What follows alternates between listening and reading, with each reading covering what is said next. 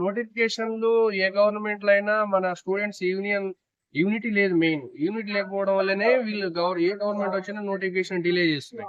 మనం అంతా ఐకమత్యంతో ఉండి పోరాటం చేస్తేనే గానీ నోటిఫికేషన్ రావు. జూన్ అంటారు, ఫస్ట్ ఏప్రిల్ అన్నారు, ఏప్రిల్ తర్వాత జూన్ అంటారు, జూన్ తర్వాత మళ్ళా అక్టోబర్ అంటారు, అక్టోబర్ తర్వాత డిసెంబర్ అంటారు.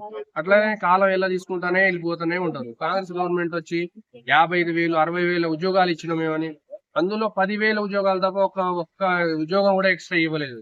వీళ్ళంతా వీళ్ళు అని చెప్పేసి మన యూనిట్ లేకపోవడం వల్లనే చేస్తుంది. ఫస్ట్ ఆఫ్ ఆల్ ఇక్కడ చేయాల్సింది, ప్రతి ఒక్కరు ఎంత చదివినా వేస్ట్ బ్రదర్. ఇక్కడ నోటిఫికేషన్ ఇవ్వండి, ఎన్ని బుక్స్ చదివి ఆ డేటా గ్యాదర్ చేసుకుని ఏం చేసుకుంటాం మనం? ఉద్యోగాలు ఇవ్వండి. ఆ నోటిఫికేషన్ లేకపోతే వృధా కదా. లాస్ట్ టైం మేము ఇదే ప్రిపేర్ అయినా, ఇప్పుడు నుంచి 18 నుంచి ప్రిపేర్ అవుతున్నాం. ఆ జియో 46 వల్ల ఉద్యోగాలు కోల్పోయి ఫ్యామిలీ పెట్టి అంత బాధ ఇప్పుడు అనుభవిస్తున్నాం మేము. ఇక తర్వాత యూనిట్ లేకపోవడం వల్ల ఎంతమంది ఉన్నా ఇదే చేయాల్సిందే, ఈ బాధలు అనుభవించాల్సిందే. ఫస్ట్ ఆఫ్ ఆల్ చేయాల్సింది, స్టూడెంట్స్ అంతా ఒక యూనిటీ ఉండాలి. ఉంటేనే కానీ నోటిఫికేషన్ ఏ గవర్నమెంట్ అయినా ఇస్తుంది.